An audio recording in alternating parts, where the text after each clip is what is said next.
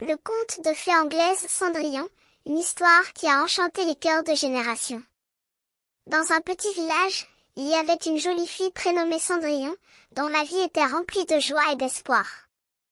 Elle était encore enfant lorsque sa mère s'en alla rejoindre les étoiles, laissant son père seul avec sa petite fille.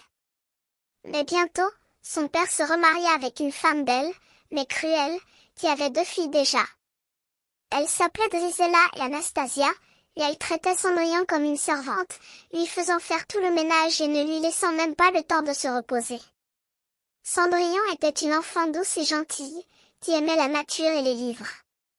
Elle passait ses journées à faire les tâches ménagères, à nettoyer la maison et à s'occuper des besoins de sa belle-mère et de ses demi-sœurs. Mais malgré son courage et sa détermination, Cendrillon était triste et abandonnée. Elle ne portait que des vêtements sales et usés, et elle se sentait comme si elle était une personne inexistante.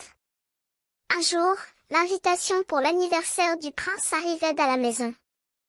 Un grand bal devait avoir lieu au château, et la belle-mère et les demi-sœurs ne perdaient pas de temps pour se préparer. Elles se déguisèrent et allèrent au bal, laissant Cendrillon seule à la maison. Cendrillon pleura de tristesse, pensant que la veille de son anniversaire, elle ne pourrait pas même aller au bal. Mais alors, apparut la bonne fée, venue de nulle part. Elle était petite et menue, avec des cheveux gris et des yeux brillants. Elle sourit à Cendrillon et lui dit, « Ne pleure pas, enfant, je suis là pour t'aider. » Et avec un geste de sa main, elle transforma une citrouille en carrosse, des rats en chevaux et un lézard en cocher. Elle habilla Cendrillon d'une belle robe, ainsi que des pantoufles de verre. « Reviens avant minuit, » lui ordonna-t-elle. Cendrillon, émerveillée, monta dans le carrosse et alla au bal. Elle dansa avec le prince, et ils s'aimaient déjà. Mais vers minuit, Cendrillon s'enfuit, laissant une de ses pantoufles de verre sur le palier. Le prince la trouva, et ses hommes cherchèrent de porte en porte la propriétaire de la pantoufle de verre. Enfin, ils arrivèrent à la maison de Cendrillon, et le prince la trouva, debout dans l'escalier, les yeux brillants de larmes.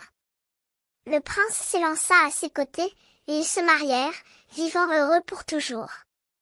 Cendrillon avait trouvé son amour, et elle avait échappé à la misère. Et la bonne fée, qui avait aidé Cendrillon, était toujours présente, souriant et regardant avec amour les 2 jeunes mariés.